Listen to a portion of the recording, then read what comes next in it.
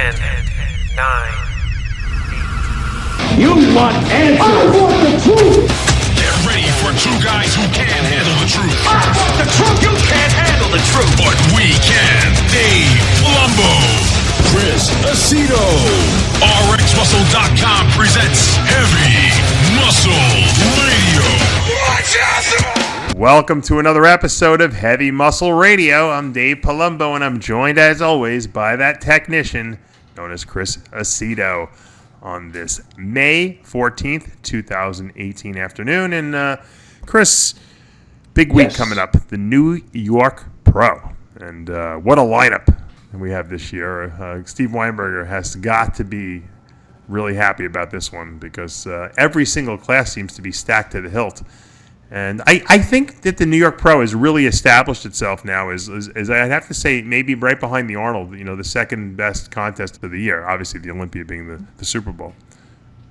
Well, I mean, they've had some killer lineups. The year Dexter won, that was 2 years ago. Yeah.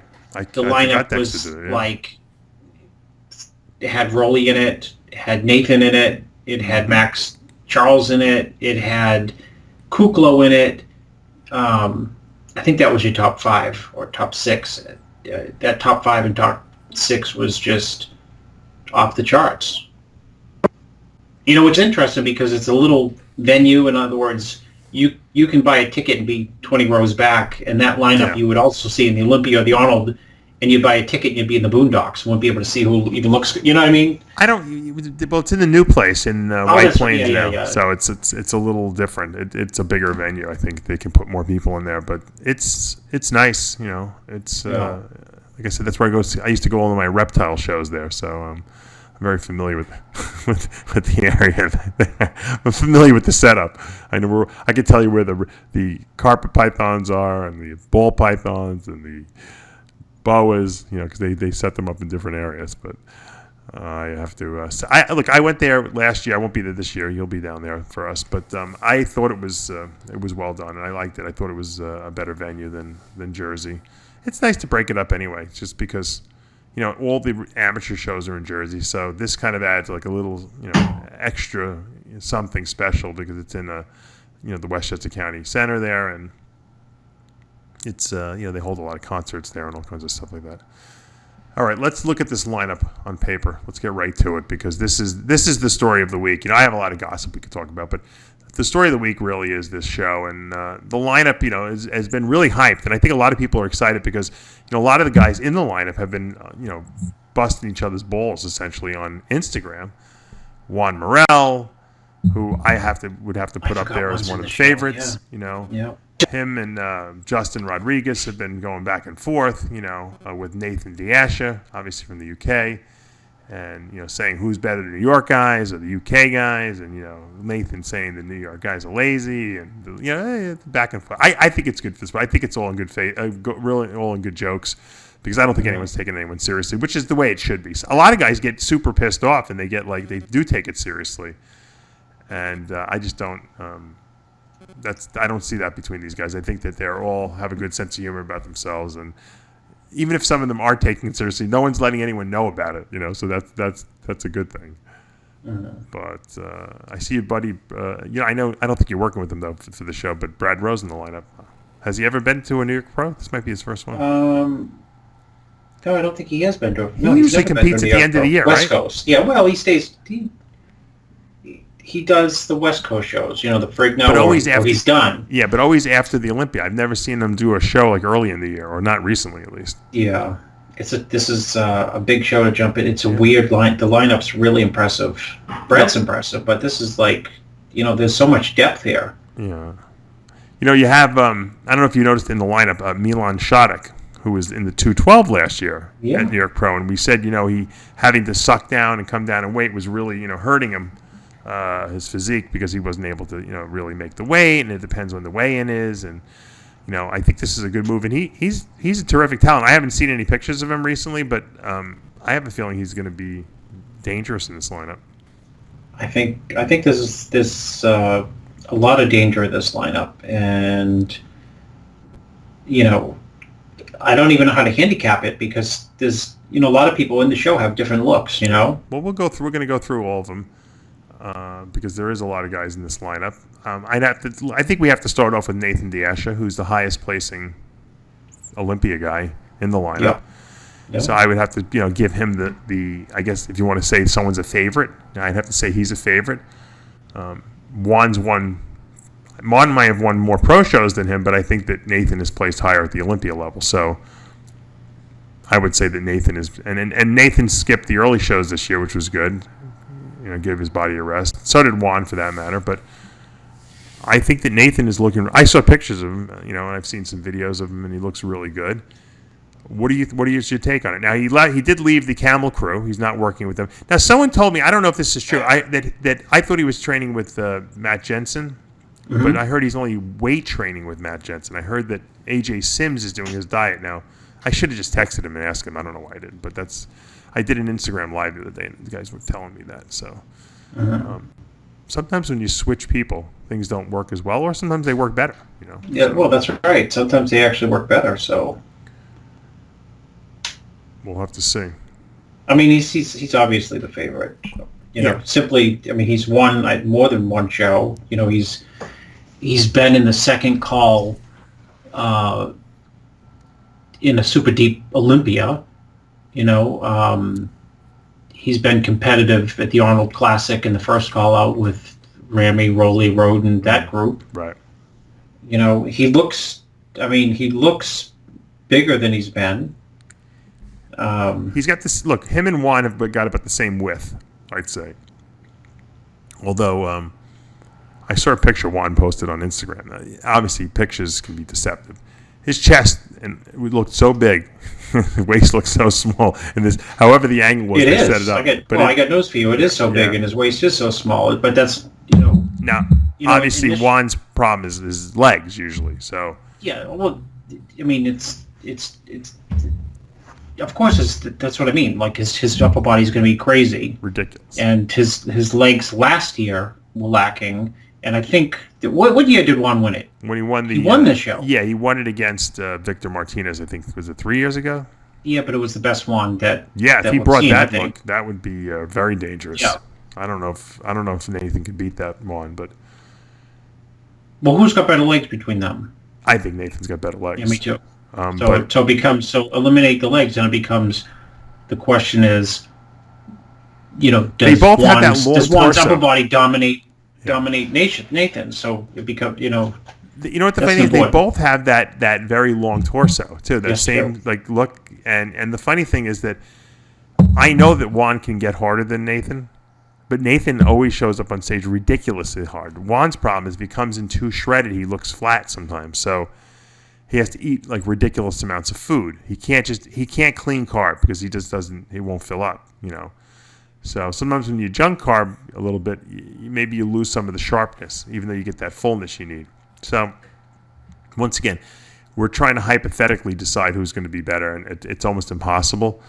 I think that matchup is going to be terrific, but I think that those guys are not the only two guys that you got to worry about in this lineup. I think that on paper they're the best two, but that you and I know that doesn't mean anything because Akim Williams is in this lineup, and he's got more freak factor than anyone in the lineup. And I'm not just talking about mass; I'm talking about proportion too.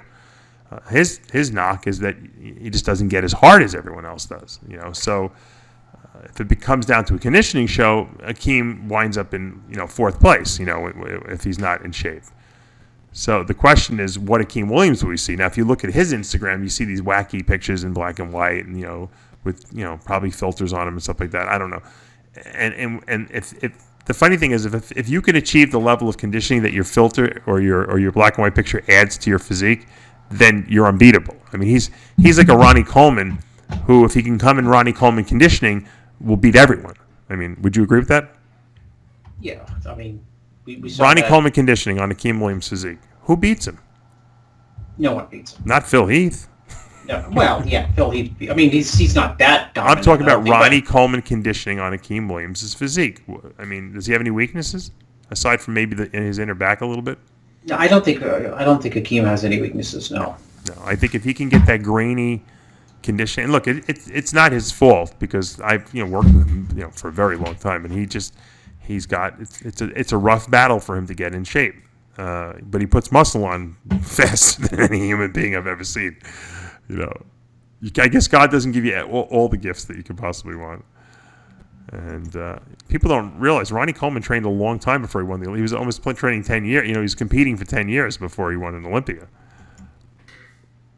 He didn't win the Olympia right off the bat. So with Akim's body, he just has to keep getting better and better and better and not stop. And I think that's eventually, you know, he's going to be one dangerous guy out there. And will this be the year? Who knows? I hope it is. I like the guy. Good person with a great physique, and he's the epitome of a guy who worked his butt off in the gym, literally, you know, and trained heavy and intense, and he built muscle because of it. You know, a lot of people don't train like he does, and you don't have to be as strong as Akim to build muscle, but you know, you have to push your body like he does.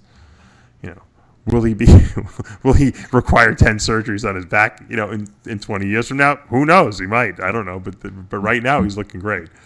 So I'd have to put Akim up there in that bracket, you know, with an asterisk next to it, depending on how his conditioning is, with Juan and Nathan as being probably one of the 3 most dangerous guys in this lineup.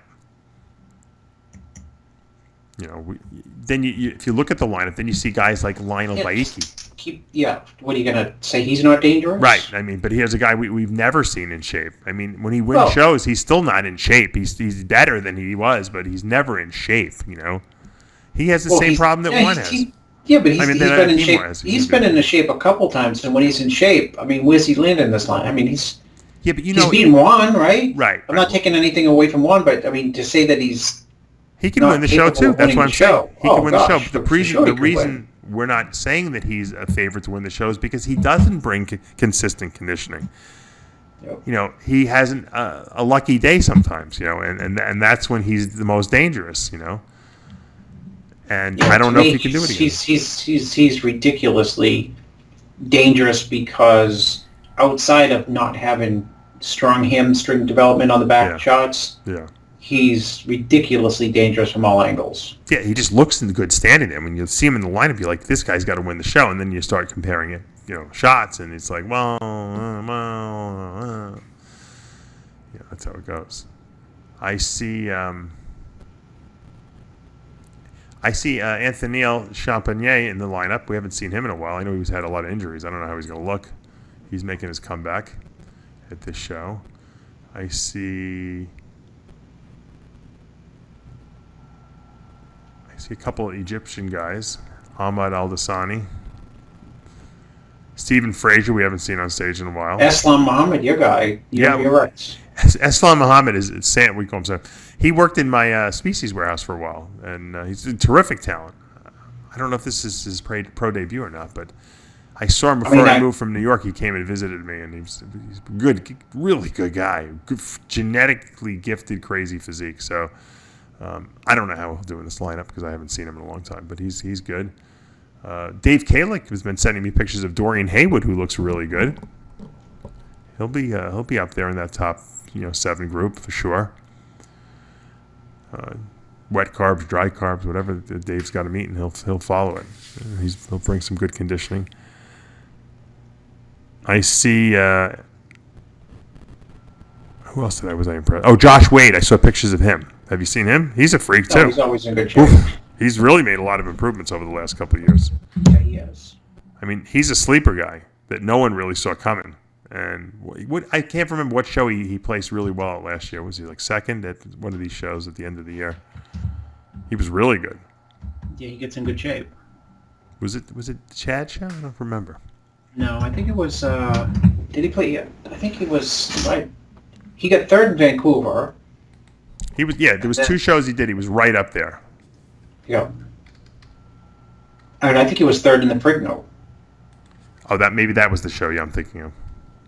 I'm gonna look it up. Hold on. But I saw pictures of him, and someone had sent me, one of my cronies, and he was. He's fucking dry. He's hard, and he's really big. Very big. He was third at the Ferrigno, like you said. And he was third in Vancouver. Yeah.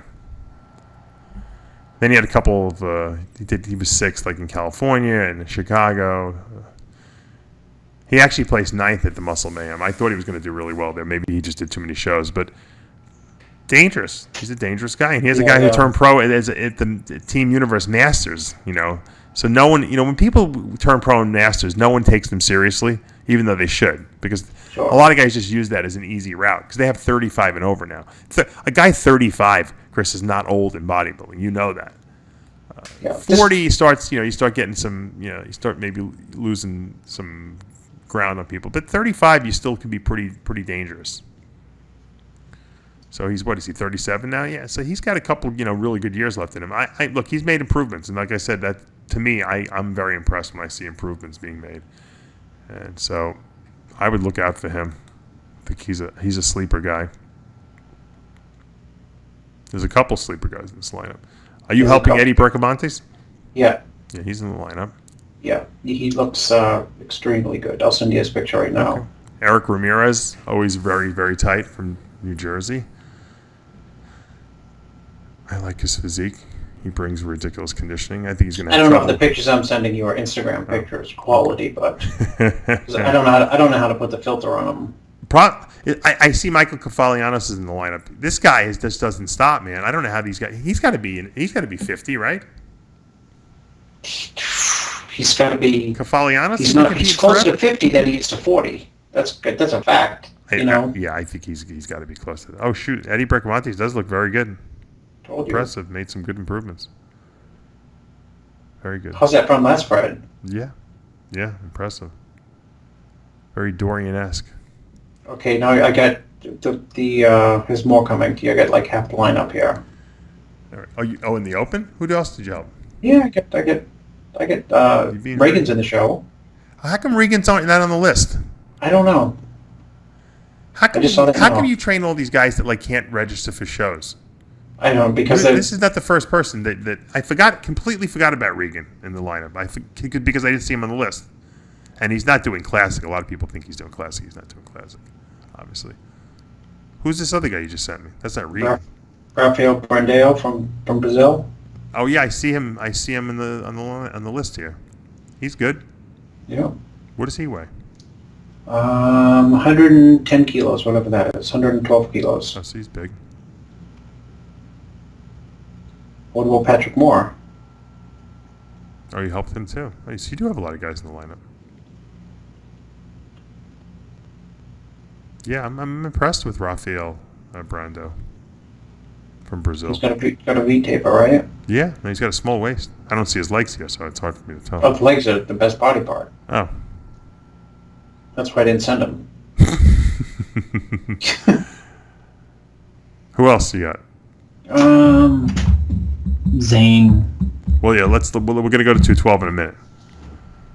You saw the Patrick Moore pictures, right? No, they didn't come through. Okay. All that little... People keep hearing this little static sound. It's my phone. It's my phone because when I bring it too close to my microphone, it makes that little stupid noise. And when I look at pictures, I got to stare at. I got to get really close up to the picture so I can. Well, I have glasses, so I can't. I keep switching.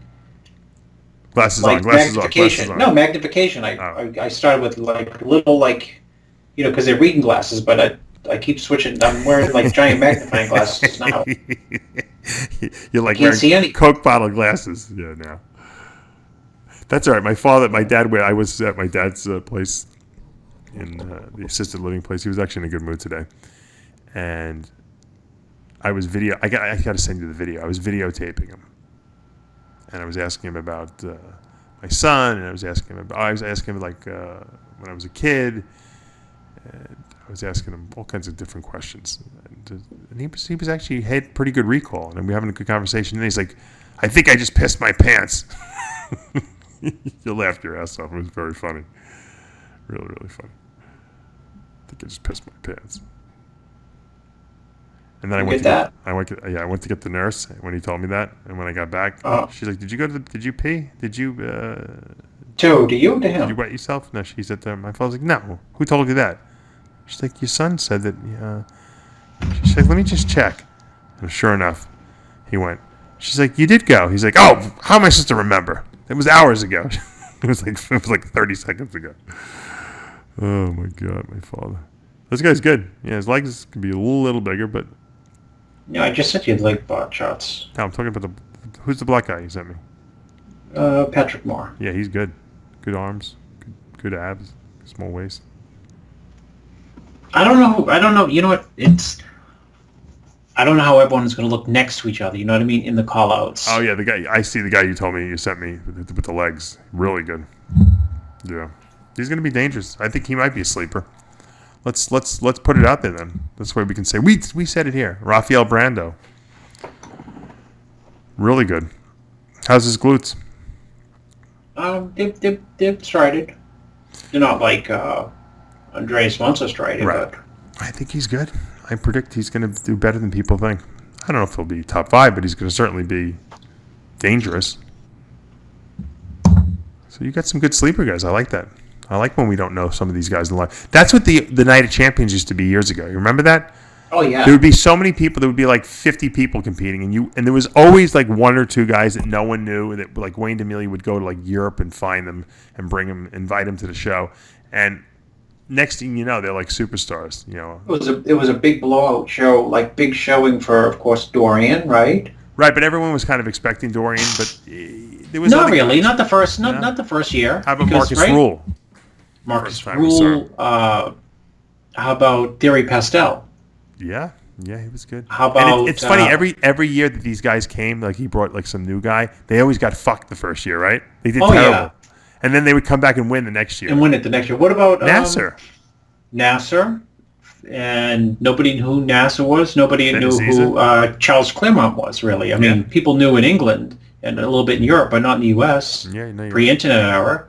Momo Benaziza, no one. I just took the words right out of my mouth. A lot of guys were overnight superstars at that show. Yeah, I guess Dorian, you're right, was too. He lost the first year to well, there you go. To Benaziza, yeah. 2 nobodies. Well, right? people knew Benaziza that year. Yeah, he was known Benaziza by then. Was he known by then? Yeah, because I think he second the year before that, behind someone else. And then he came back and won. So let's look at the 212 class, which is also stacked to the hilt. Wait, where do you find it? Send me that list. It's right underneath the other one. I told you. Where's that? IFBBpro.com. Same thing. Okay. No, someone else had sent me the list. Just okay. Great lineup, really. Silvio Samwell. Oh, is he in the show? Yeah, he's in the show. Oh shit, he's dangerous. Zane Watson, your guy. Saw some great pictures. IFBBpro.com, not the professional league. You got to hit. I still haven't mastered what's what. No, pro events, yeah. Or just go on the main page. Get rid of that IFBB professional. I don't know. It's so stupid, the whole thing.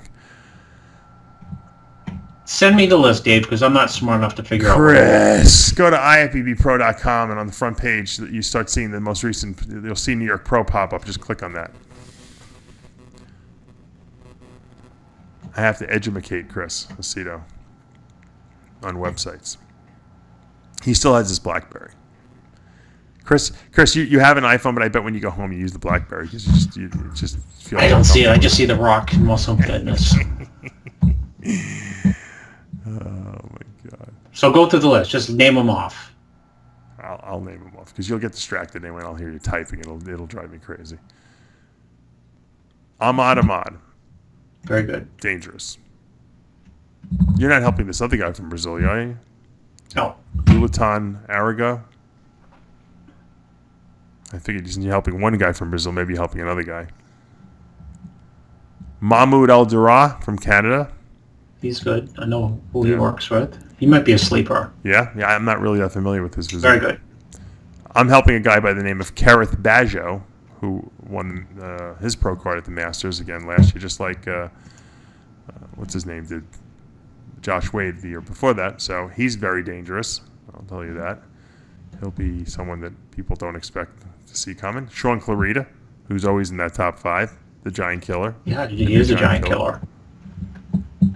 He's very dangerous. Now, I see a guy from Iran in the lineup. How the hell did he get a visa? Mehdi Hatami. I don't know who he is. I got to call Kamali and ask. He somehow got into the country. But Trump blocked all the Iranians. Well, maybe he lives in. He could like live in Britain Queens and has a passport or something. He could live in Queens. Queens. Yeah. It's just from right. He's like Kamali. Kamali put down Iran, but he grew up in the United States.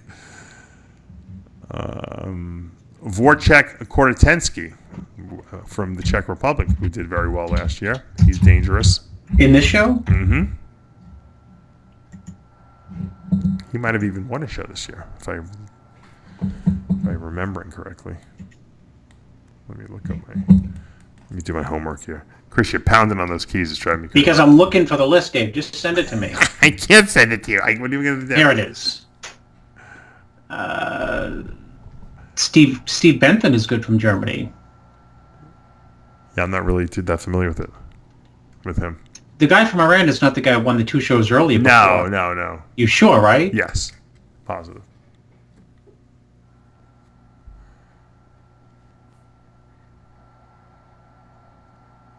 Vortek was one of the guys who he was 3rd in Toronto last year, 5th at the Charlotte Pro. Oh yeah, I know who he is. 4th at the Arctic Pro. So he had a good year last year. Yes, so Chris's list is super good, as you can see. We have Justin Randall from Massachusetts. He's not going to be the biggest guy, but I saw some good pictures. He pulled the Dorian. I think he gained 35 pounds. Yeah, but he's still small. He's like a Derek Farnsworth. He's 5'3", 180. Yeah. Now, the one person who's not on this list, Chris, that we have to throw into this mix, who is doing the show in the 212 division, is our friend Steve Laureus, who just won the Classic Physique division in Pittsburgh. For people who don't know the story, he is trained by Justin Miller, and Justin's other client, Amit Roy, and him are friends, and Amit is supposed to be doing this also. And I don't know why Amit's not on the list. Amit Roy is also on this. All of Justin's clients haven't signed up for the show. I don't know why, but so we have Amit Roy Amit is on the Classic Physique, but I'm just saying, so what's happening is Steve Laureus, because he doesn't want to compete against Amit, because he said he wants him to try to qualify for the Olympia, so he's doing 212. So the question is, you see this lineup of heavy hitters in this 212 division.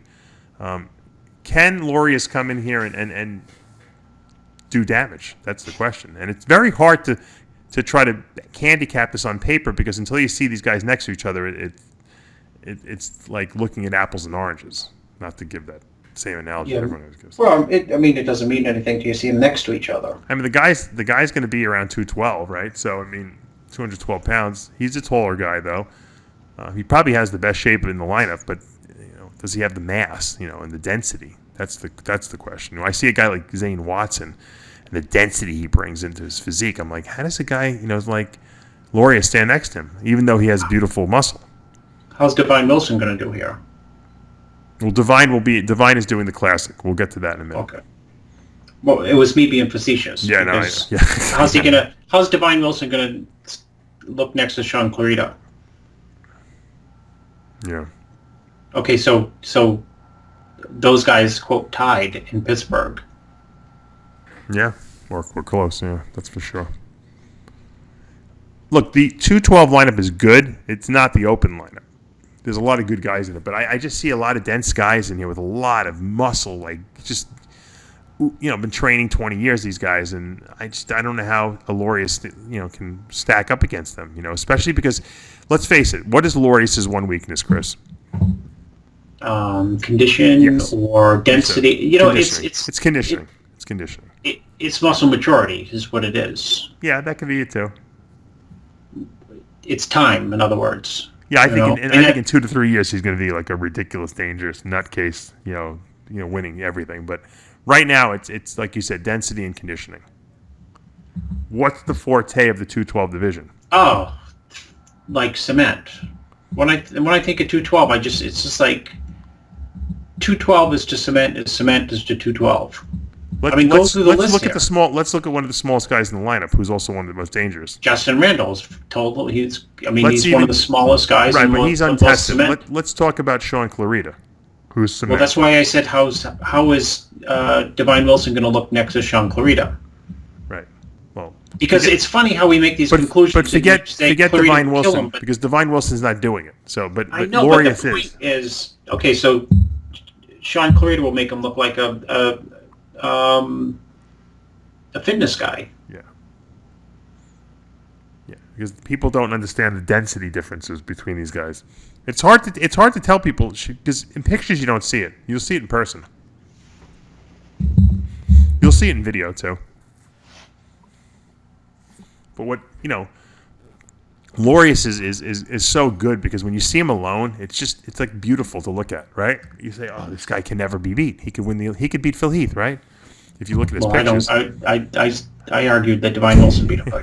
No, but what I'm saying is you look at pictures just of him standing alone in the hotel room, and you're like, he's got like a 12-inch waist. It looks like, and his arms look like they're like 30 inches, and it's an illusion. It's an illusion that's being cast, from shadows and the way his muscle bellies run and flow. And you know what? Flex Wheeler had the same thing. You remember when Flex Wheeler was coming up on the scene, and he wasn't winning shows. He was like in the top 5, and people were like, how the hell is this guy not winning shows? He's got the greatest physique of all time. But he wasn't the biggest guy, and he didn't have that crazy density until he won that USA. Then he got that gnarly conditioning down. That was the first year he ever had it. But he was a guy you would look at in pictures and say, how did this guy not win the show? And then you look at him in the lineup, and you see these guys are bigger, and they're harder, and they're denser, and until he really came into his own, and I don't know, maybe it was just a muscle maturity thing. Then he started destroying everyone. Now I don't know what Laureus's work ethic is and what his desire is and how determined he is to be the best. But if he has that, he has the tool set, wouldn't you say? Oh, absolutely, he has a tool set. I mean, he has everything it takes to be a tremendous bodybuilder, and I guess what it would be 212 a classic. Yeah, this is premature. I think it's a little premature for him to be in 212. But jumping in the 212 with the New York Pro like this. Yeah. The first person that comes to mind is a good apples versus apples comparison, and probably end up beating him. Who? Well, we'll beat him. Ahmad. Yeah. Ahmad's been training for a lot of years. He's got a lot of density. He's got a crazy V-taper. It's just he's got deep muscle separation, and he's known for the that type of quote frame. I'll tell you what I like about this whole thing. I like that he won the Pittsburgh Pro and Classic, and I like that he's not afraid to do another category. And I like that we're talking about this in an exciting way to say, hey, here's a guy who's switching over, and he's not a guy who plays 5th in Classic. He won last week's show, or 2 weeks ago's show in Pittsburgh, and now he's doing the 212, and he has every intent in his mind to win this thing. He's not talking about placing. He's talking about winning this thing. So I like that confidence. You know what? If he wins, I'll be the first guy to get him on. I won't not only get him on the TV show, I'll get him on the radio show with us, and we could talk about about what happened, because that would be probably the story of the year. So I'm not again. I hope he does come and win. But it's an exciting thing for the sport to see someone who has the audacity. Because sometimes you see these guys in men's physique, and I'm like, well, why doesn't this guy just do Classic? Or you see a 212 guy, and you're like, I'd love to see him in the open, and no one ever does it. Only Jose Raymond does crazy stuff like that, and ballsy stuff like that. But you don't see a lot of it. I remember Flex Lewis did an open show like right in the beginning when he was doing 212, and he placed I think 3rd or something like that at the show, and that was exciting because it's like, holy shit, they're crossing over. I like that. So I think this will be cool. If he doesn't do well, then you know what? The truth is he has nothing to lose. He won. He's qualified for the Classic Physique Olympia. He won Pittsburgh. This is just another feather in his cap. If he wins this, hey, then great. He just proved that he's got some talent beyond talent, No, it's an unbelievable story if he won it. I mean, let's look. And I know we might be beating this to death, but I know people like these scenarios we set up.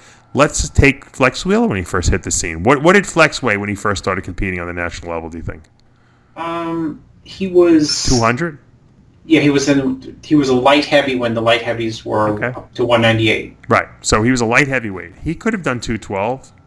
He could have been a classic physique guy. Yes, he could have been. So he could have hit that category. He could have turned pro at Classic, which he probably would have, because it would have been easier, right? He easily would have turned pro. He could have competed at Classic, and he could have crossed over, and he probably could have won a couple of open pro shows back then. I bet. I agree with you. If he hit the right one. Now, I'm not saying he would have won Night of Champions or anything like that, or Arnold, but he certainly could have won, like the San Antonio Pro Show or something like that. No, you're 100% right. So, he was a legit 212 bodybuilder at the beginning. People would say, no, he wasn't. He was 218 when he won that Arnold, right? Right. Well, that's what he claims, or that's what he, I've been told. He could have been lower, yeah. No, I mean, I don't know his exact weight. Just 218 has been thrown around a lot. I think it was thrown around by him. Mm-hmm. But that was a 218 when he was just zippered peeled. Yeah.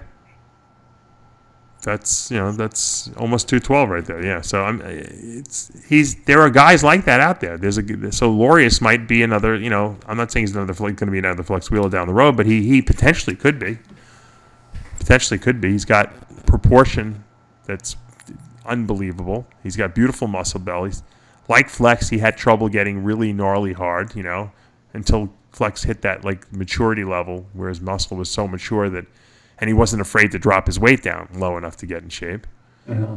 So these are scenarios that are really cool, I think. And like Wheeler, we put expectations on that that are pretty damn high for some reason. You know what I mean? Yeah, but he seems to be rising to the occasion. He's embracing them. He's not like, I don't want to talk about it. He's talking about it. He's saying, yeah, I'm coming. Oh. I talk to Justin all the time. He's a good friend of mine. We text back and forth, and he feels that Laureus can win it. And I don't, and I wouldn't argue with him because I think that he's got tools. Once again, the one weakness he's got is that density issue and the conditioning issue.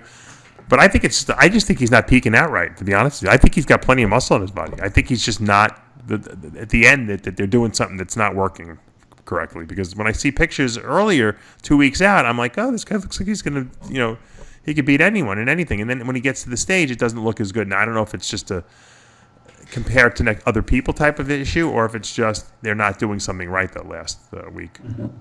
We'll find out tomorrow in a few days. Let's talk about this classic physique division. Divine Wilson coming off that second place, like we said earlier, in Pittsburgh behind Laureus will be back.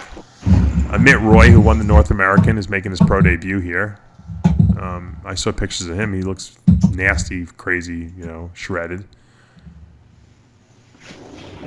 I'm impressed. Do you have anyone in this lineup? No. No one in the lineup? Wow. You're the classic physique guy, I thought. You got all the new guys coming up. What about Rodrigo Cojo? I don't know some of the names, dude. No. I'll tell you, I know who David Hoffman is. He's pretty darn impressive. From Germany, yeah. Yeah, he's good. You mentioned him before. If he's even remotely, looking like he's looked in the past. He has a traditional square shoulders, cap triceps, 1970s look. Well, there's a lot of guys in the lineup I don't know who they are, so I'm probably missing someone who's going to be very competitive up in that lineup, and will probably be a new star when the New York Pro is over, said and done. But it's a good lineup. There's a lot of guys in the lineup, and a lot of guys are making pro debuts here. Some guys obviously have competed before. Leo Pacheco has been, a lightweight bodybuilder. Was for many, many years. He competed, or welterweight, I should say. Turned pro. He's good. He had a good year last year, actually, in that classic division. It's perfect for him.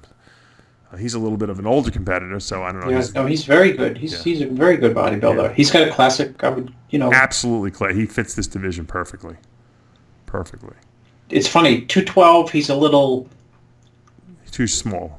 A little too small because the guys are bigger. Yeah.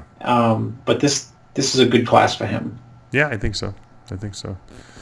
So that'll be an interesting class. You got a stacked men's physique class, which is always a huge one at the New York Pro.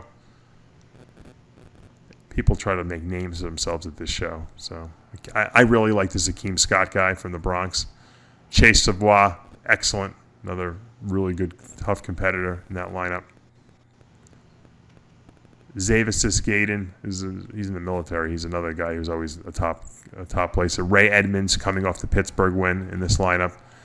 He's probably got to be considered one of the favorites. Akim Scott plays second behind him. So It's going to be the men's physique is always tough in New York, and you get all the guys from New York, Jersey, and Connecticut area who are pros all jump into this. So it's always a stacked lineup.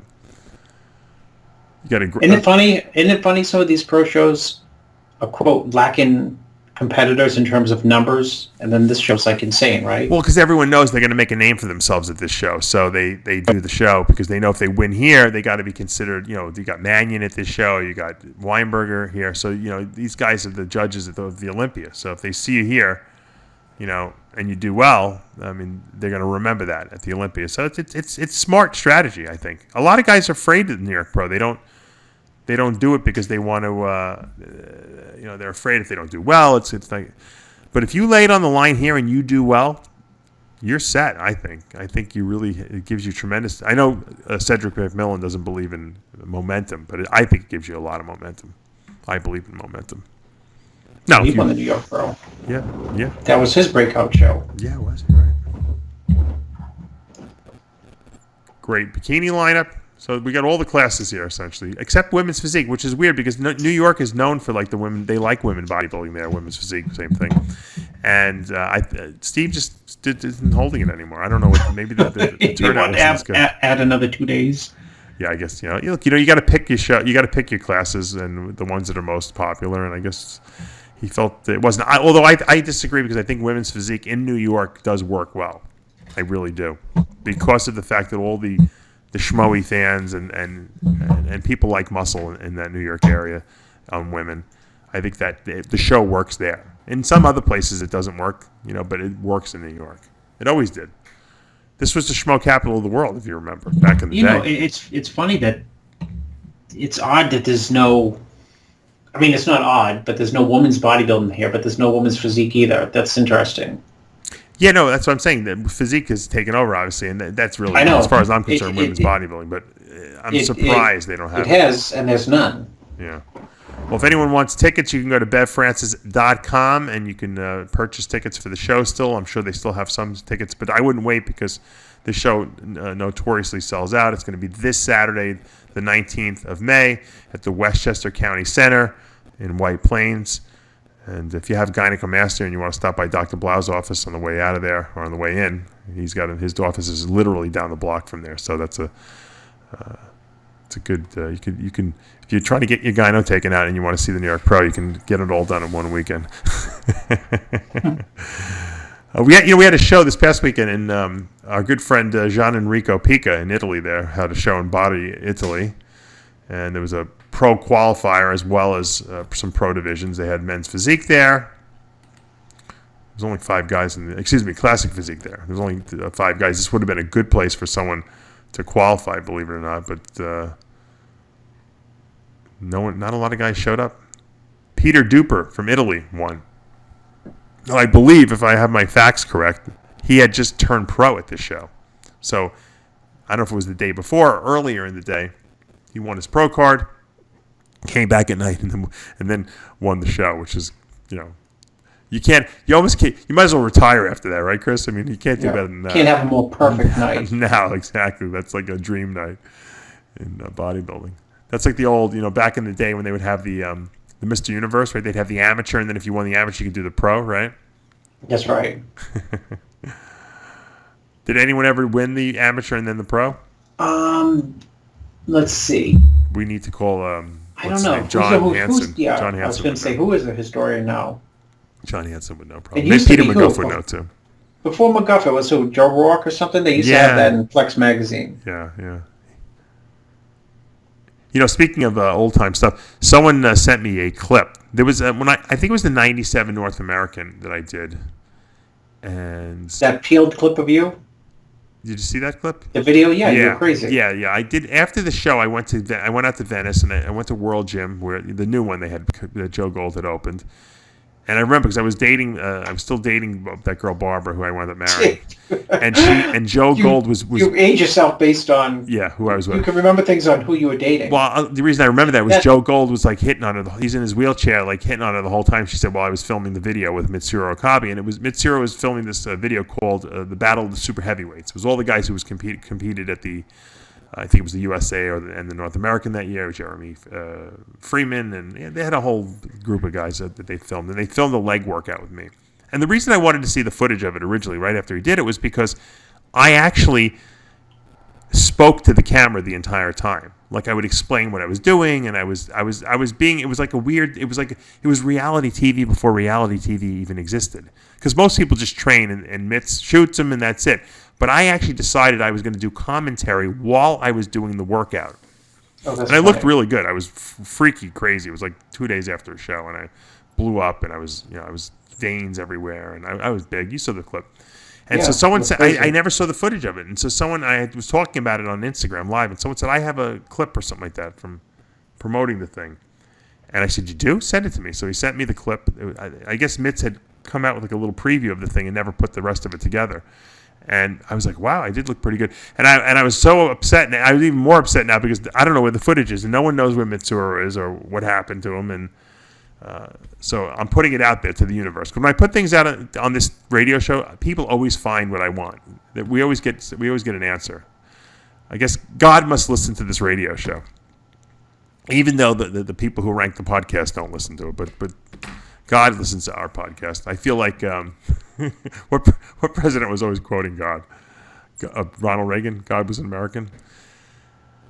Someone's watching the radio show, and they always get back to us. So if anyone's out there can locate Mitsuru Okabe, I think he's in Japan now, and get that footage, that lost footage from the battle of the super heavyweights. Not only I want all the footage, not just my stuff, and I will edit it all together. And I'll have Tyler do it. And we'll put it up on our YouTube channel as clips free. I don't want to sell it. It's not worth it at this point. But I think that the clips would probably be really good of us training back then. This was like the best guys of the late 90s, I would say, were probably in that training video. So it was pretty cool. That was like the first year or two that they came out with super heavyweights. People don't remember. But it was just heavyweight class. It was over 198, and everyone was a heavyweight, whether you weighed 210 or you weighed 260 or 270. And so the discrepancy, as guys got bigger and bigger, like I was, 60 pounds heavier than a lot of guys. It wasn't fair to those guys. So then they made the heavyweight class up to 225, and the super heavies were over 225. And so this was the battle of the super heavy. I think it was the first year or two that they had the super heavyweight class. So be interesting to see what that looks like if someone could find that footage for me. The men's physique division, the pro men's physique division, was won by Denis Gusev from Russia. I really like this guy's physique. I've liked it for a couple of years. I'm glad he's back in the fray. Robin Balu from Hungary was second, and oh boy, I'll mess this guy's name up for certain. Samak Labor Tamas from Hungary was third. They had women's bodybuilding, believe it or not. So New York Pro doesn't have women's physique, but Tim Gardner was judging, head judge here of John Enrico's women's bodybuilding event out here, and it was won by Maryse Magnos of France. She's been around for a long time. There's only 3 girls in the whole lineup, so unfortunately it doesn't qualify you for anything. Well, it qualifies you for this Rising Phoenix show, World Championships. So congratulations to Maryse. I worked with her years ago. She's a terrific lady. The pro figure division was won by Belinda Mertz of Hungary. So Hungary did pretty good here. Luis Rogers from the UK, second. And Noella Segura from Spain, third. So congratulations. In bikini, Mariella Pellegrino from Italy. That's always nice when the Italian wins something in Italy.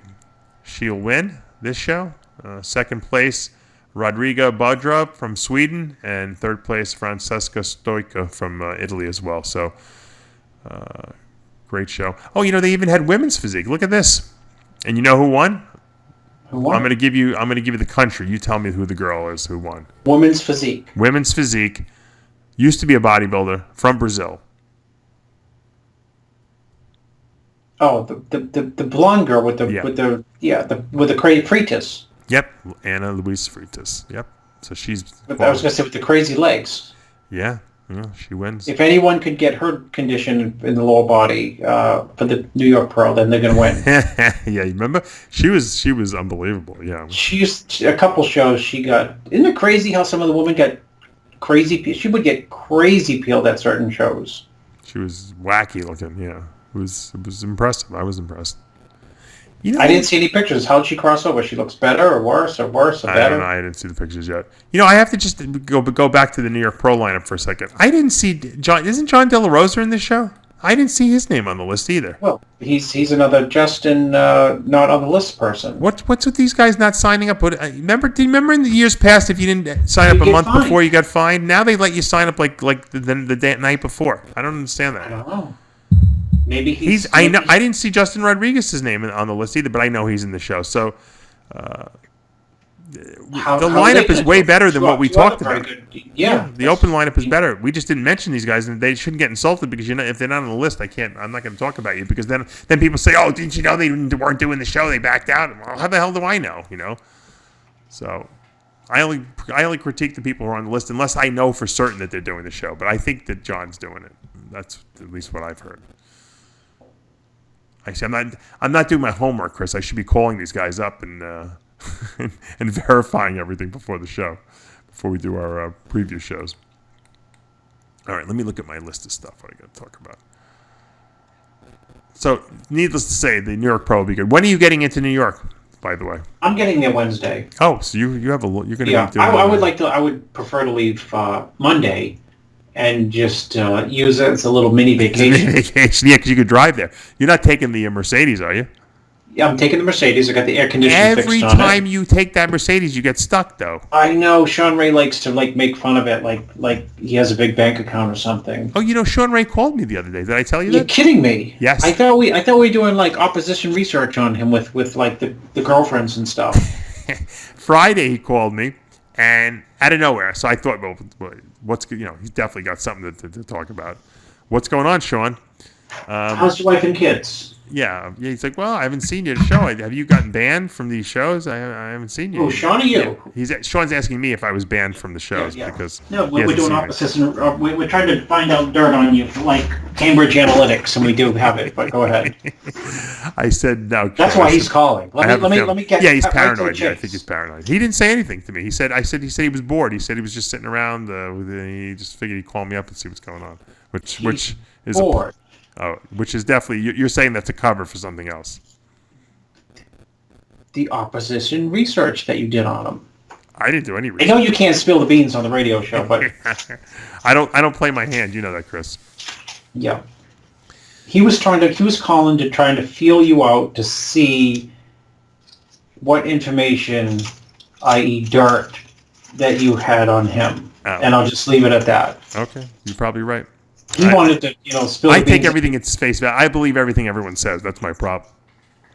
Well, we talked amicably. What do you have to say? No, nothing. I told him about the kids and that it's hard for me to travel now. Maybe I'll make it to the Olympia. I said you should have taken it just for entertainment value for this show. Well, we're very cordial to each other. We don't ever. It's not nasty. You have to be because he's feeling you out and you're trying to let him feel you out so that you can feel him out. I really don't dislike Sean. I think he's a phony, but I don't dislike him. He actually. I asked him about his kids and his daughter is cutting some album, and the other one's a gymnastics. The young one is a gymnastics prodigy. Well, so. There's a whole reason not to put up a gate. Amanda wants to put up a gate. You'll never get your son into gymnastics unless he can tumble down the stairs. You know what my son is? See, my son is like very similar to me athletically. I think he's going to be. He's going to be very good at anything he attempts. Like I'm sure if Amanda taught him gymnastics, he'd be good at it. But he's reckless like me.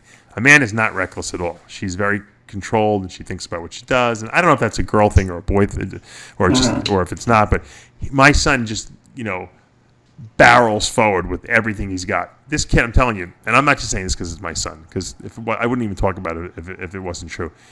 He'll run it at me like full speed and hit me and almost knock the wind out of me. I mean, he's only 2 years old, a little over 2 years old. This kid is so strong.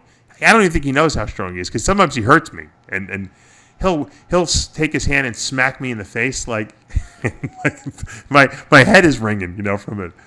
And he's very, very strong and powerful, But he's also, kids at 2, they're scared of everything, So probably if another kid came up to me, he wouldn't say anything to him probably.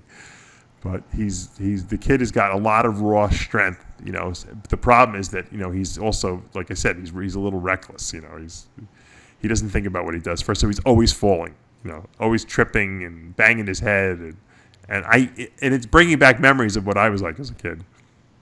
Well, it's boys too. They're a little on the wild side. Yeah, I'm sure your kids were the same way. Yeah, boys. They get into everything or got into everything. Yeah.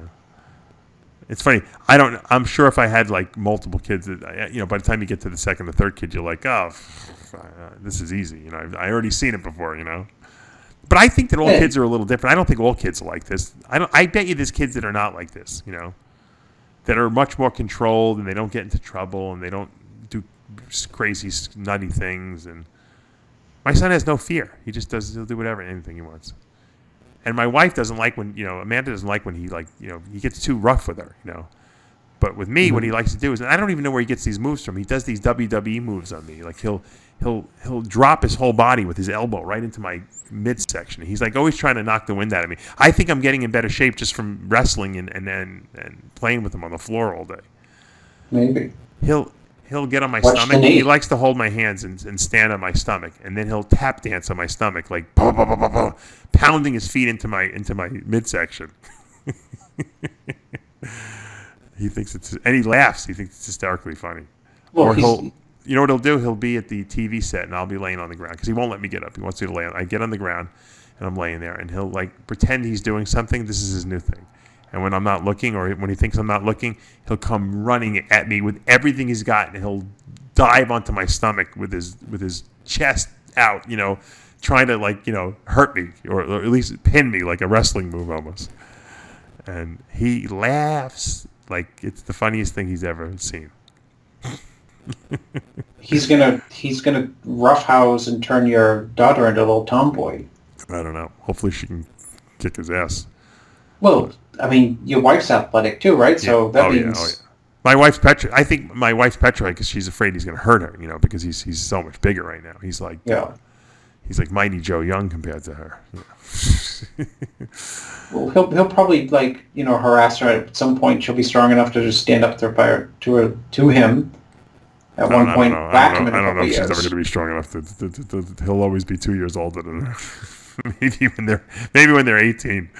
We'll see. All right. There's a great study that came out I wanted to bring up, Chris. It's a trial study studying the 3 aromatase inhibitors on the market. Now, just for people who might not know, aromatase inhibitors are drugs that actually block the conversion of testosterone into estrogen. I'm gonna take a. I don't know what you're gonna say, but I'm already gonna give you the answer. Go ahead. Okay, give me the answer. Novadex is number 1. No. Novadex is not an aromatase inhibitor. But then again, we shouldn't expect you to know that, Chris, because you don't know anything about drugs, right? Isn't that what people say? Well, training, drugs, or, from what I hear, anything. Yeah. Aromatase inhibitors block the conversion of testosterone to estrogen. The 3 that are sold on the U.S. market are anastrozole, also known as Arimidex, examethasone, which is also known as Aromacin, and letrozole, which is known as Femara. And they're all by 3 different drug companies. That's, they had to come out with their own versions because everyone has a patent on their own version, obviously. Now, I see all the time, Chris, people arguing about which ones are better. I love to read stuff because I've been saying for since they came out, I'm like, they're all the same. They inhibit aromatase enzyme, and prevents the aromatase enzyme from allowing testosterone to convert to estrogen. I said they all do the same thing, so they should all work exactly the same, right?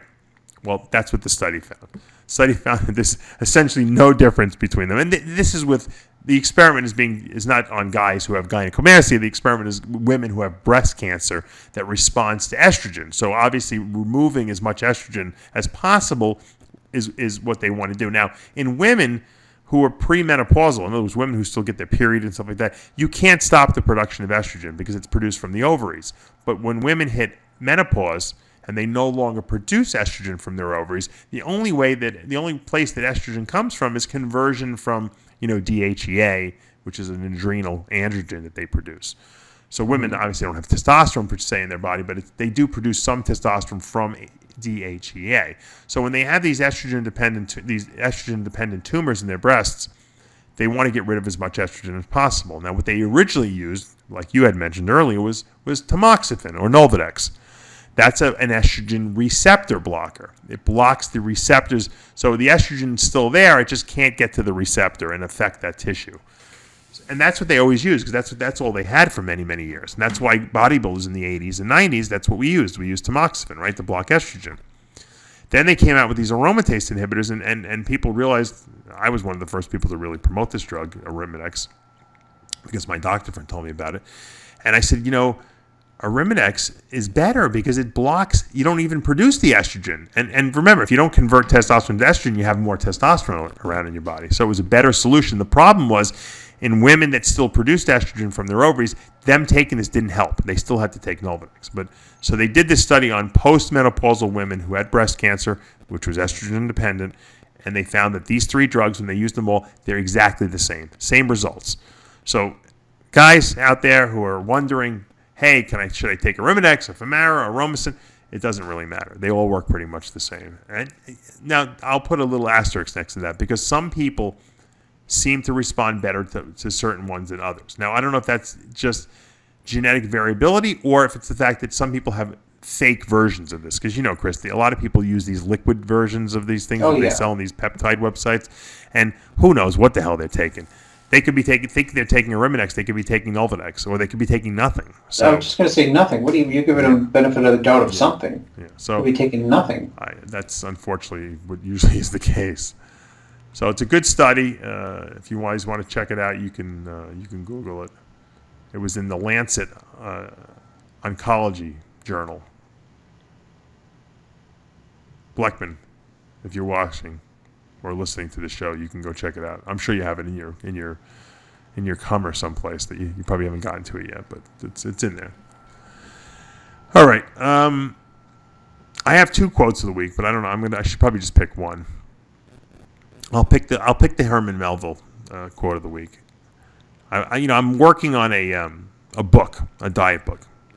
I have a co-writer. I don't know if he wants me to mention who it is, so I won't mention him yet, but I'll mention him in the future. And he approached me, and I've had people approach me before because I'm always talking about how I want to write a book about dieting book, and I just don't have the time. So he said, "Look, I'm a writer. I write stuff for newspapers and does different things." And he obviously is a bodybuilder, and so he's like, "Look, I'd like to, I'll write it with you." I said, "Let's do it." I said, if you're gonna be proactive on me, and we talk once a week, and we go over a chapter, and I give him my spiel on it, and he writes it up, and then sends me the thing. And I haven't really had that much time to edit all these things yet, but I think once we get everything down on paper, and I can start seeing it, and then eventually we can make it happen. And so I like this quote by Herman Melville, and it was relevant, I guess, to the book.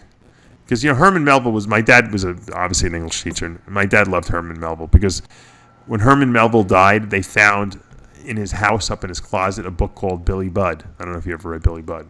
No. Yeah, it was unpublished.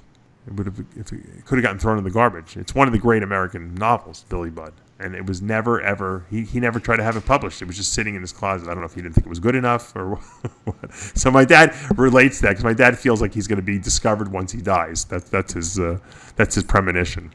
So he's leaving it. He's leaving his bodies of work in my hands. So in other words, if he doesn't get discovered, it's all my fault because he gave me all his writings. So my dad likes Herman Melville because of that.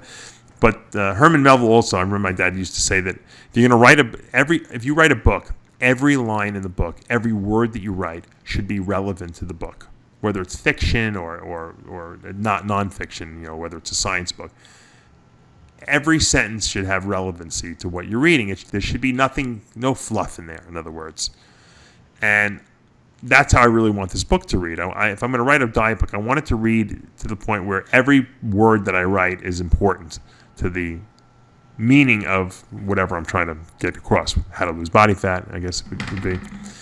So so I was looking up. I was trying to get the exact quote that Melville said about writing, and so I found this other quote, and I think this is a great quote of the week. And we haven't done a quote of the week in a while, so here it is by Herman Melville. By the way, the author of not only Billy Budd, but Moby Dick. That's the famous novel he's written. Did you ever read Moby Dick? Nope. Big book. Cliff Notes, but go ahead. You're I was a big Cliff Notes guy. Yeah, I was too, but Moby Dick was a good book. The reason that, it's funny, I went back and read it later in life because I was a big Star Trek fan, and The second Star Trek movie was called The Wrath of Khan, and they based the character of Khan, a lot of the quotes in the movie and things that he said was based on Moby Dick, because Khan supposedly was a well-read person, and they actually showed Moby Dick. A lot of people didn't catch it right in the beginning of the movie. They showed it on his bookshelf, but he used a lot of quotes from that movie, that book, I should say. All right, here it is. Quote, "It is better to fail in originality than succeed in imitation.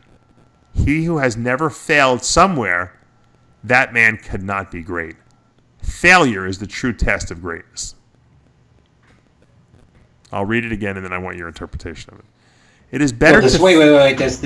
There's lots of stuff there. I know. It's a great quote.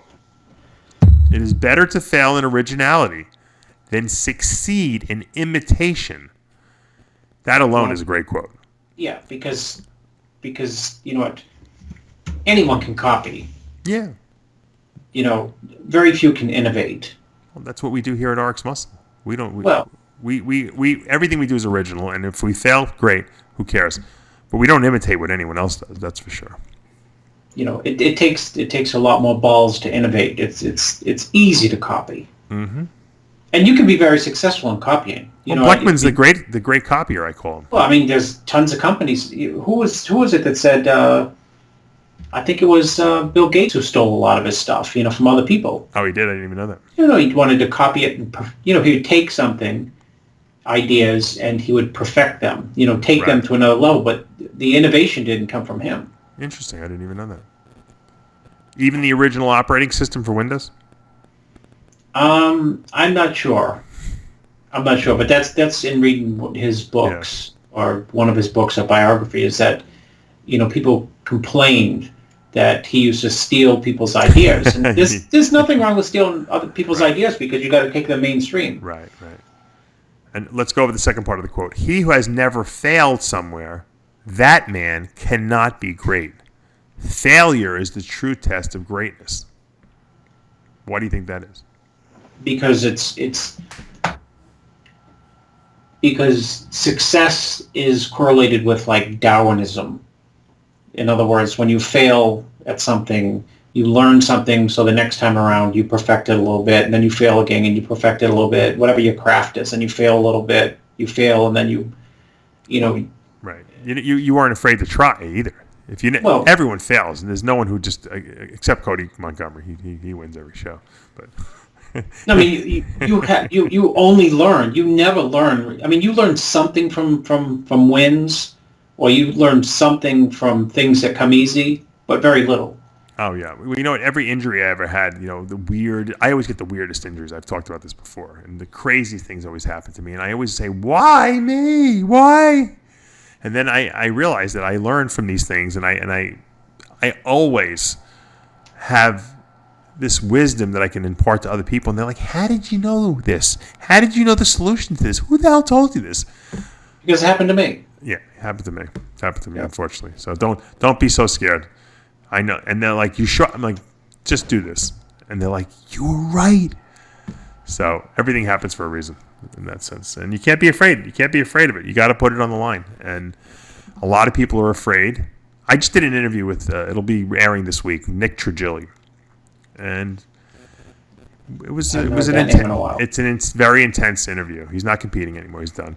But it's an intense interview because he talks about a lot of things that he fucked up at in life and did stupid shit. I'm not going to even tell you because there's some crazy stories. Let me know when it's posted. Yeah, it'll be up probably either Monday or Tuesday, probably Tuesday or Wednesday. But I'll let you know. But it was a long interview, so that's why we have to edit a little bit of it. But it was so good, and here's a guy who wasn't afraid. He just fucking laid it on the line, man. And he made a lot of fucked up mistakes along the way, but he obviously got his pro card and he did well. He became a very popular guy in our industry, and and look, and he's still he's like, look, there's guys that don't like me, and I but it is what it is. This is the way it is, and I like that. The people are not afraid, and there's a lot of people who are afraid of everything out there, and because of that, it paralyzes them.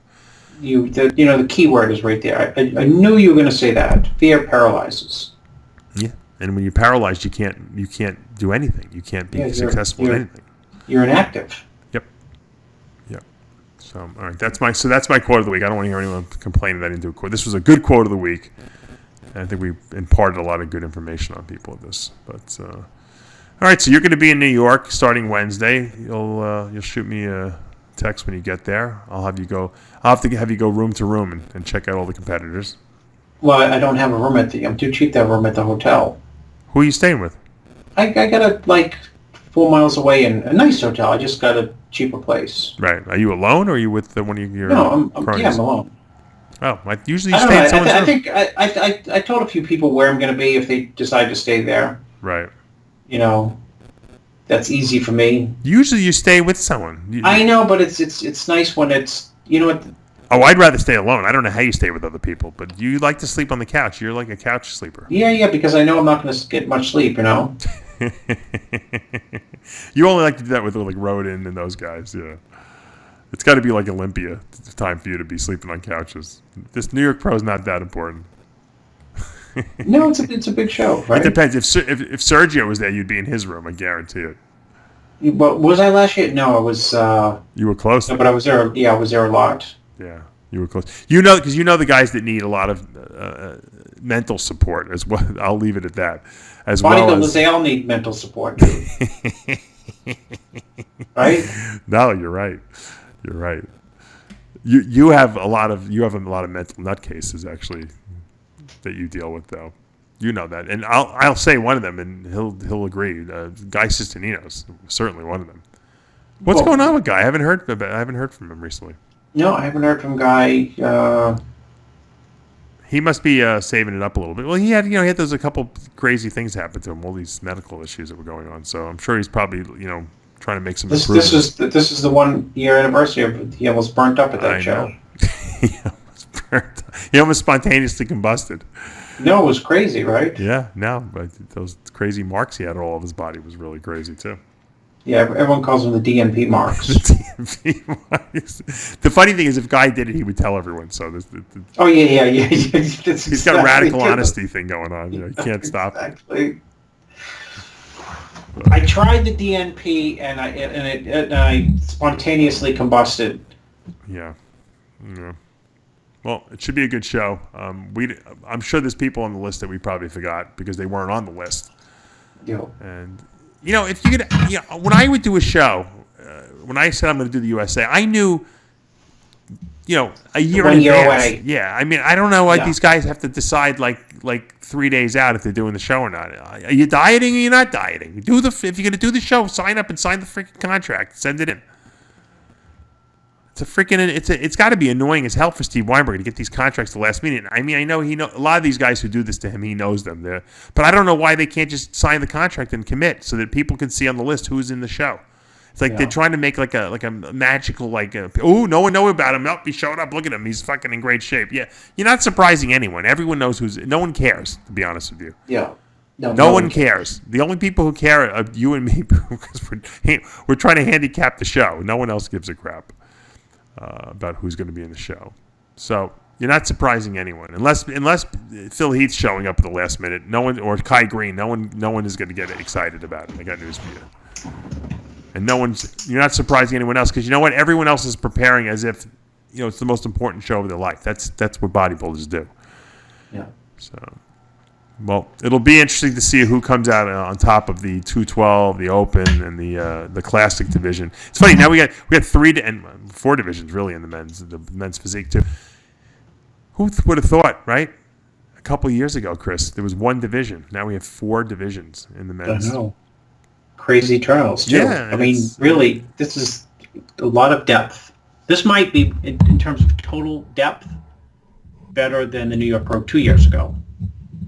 Even though it had the Rolly, because the depth cut off at like 8. Yeah.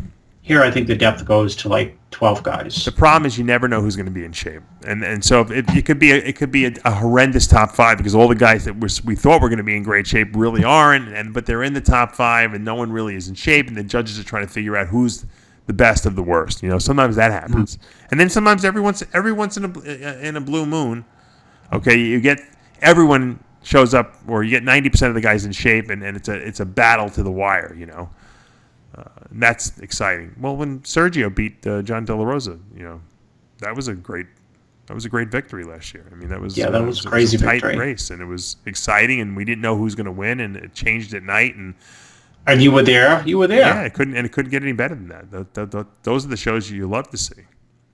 You know, last year that was the anniversary of, you know, after it was a very stressful weekend. A lot of people didn't realize that for me, because I went to the show, which seemed, you know, that's kind of cool. But then the next day, I had to get my father, remember? And I had to move him. That's right. I had to move him I had my mother-in-law flew in that morning. I picked her up at the airport, and I went to my dad's house, and I had to get my dad packed up, and we had to get my dad to the airport. What a nightmare that was, with him saying he's going to call the cops. We're kidnapping him. It was nuts. And I had to get him on an airplane. I got him a first-class ticket. Him and I sat in first class drinking wine, and I was feeding him Percocets the whole fucking flight. Yeah, you didn't want a scene. No, I just wanted him to feel good. I didn't want any complaints, you know. So I was, which backfired on me, because when I finally landed in Florida and we got back to my house, which was like midnight, my dad could barely walk. He was like falling everywhere because he was so whacked out of his mind. And he had to spend the night in my house. We had to get him up to I don't know how we got him up, because we don't have any bedrooms out. So we had to get him up. Remember we were talking about my kids being dangerous on the stairs, because I have 30 flights of 30 steps. My father getting him up the steps was even worse. He spent the night in my house. No one slept the whole night because of and then we had to bring him to his assisted living place that he's in now. The next morning, that was a night. I can't even believe it's been a year already. It feels like it was yesterday, but. That was my so that I did it. That New York trip was, I don't even want to go back to New York. I have like trauma from after that trip. You don't remember how stressed you were last year at the show. Yeah, and I was never so stressed that whole Sunday, because I was like, oh, my father, he's not going to go. Because you know, all he had to do is make a scene in the airport. They're kidnapped. If he would have started pulling that crap in the airport, they would have probably called the cops, you know, because they wouldn't let him on the plane if he didn't want to go on the plane. Yeah, he still had it together enough to. Well, luckily, my father's an actor, and in public he doesn't like to make scenes, because he's and plus everyone. My mother-in-law was so smart. She was like feeding him compliments the whole time, and all the people who work and the check-in people were saying, "Oh, you're looking great. Oh, how old are you?" And my father was, his ego was stroked, so he was pacified long enough to get him on the airplane. And then everyone was, he was in the wheelchair, and everyone was paying a lot of attention to him. And, and when we got, when you sit in first class, they treat you like great. They bring you drinks, and my father loved that, And the fact that I was there probably kept him calm as well. So, another year down the tubes. Well, we'll look forward to all your commentary over there at the New York Pro. And, I'll give you the commentary when I get there. I got to see if Sid's going. I think Sid might meet you there that night. Maybe you guys could do a wrap-up together of the show. Work. Yeah. Jose Raymond will be there. He's coaching Justin Randall on the show. So maybe you and I'll get Sid to film. It'd be a great analysis. Yeah, you and Jose could do the wrap-up. That'll be great. Perfect. Good idea. I'm glad you mentioned that. Jose, you're hired. I'd love to hear what Jose has to say about Steve Laureus doing the 212. That's going to be an interesting commentary. Very interesting. Yeah, it's nice to hear it from a 212 competitor than somebody. Let's take Jose at his best compared to Steve Laureus now. I mean, how would that have lined up? How would that comparison have gone? Well, Jose's been second in open show, so yeah. I mean, you're talking about Divine Wilson getting third then. Exactly. All right, guys. Remember the quote of the week. It's better to fail in originality than succeed in imitation. And on that note, until next week, remember, with Heavy Muscle Radio, the truth hurts. Good night, everyone. Call 911!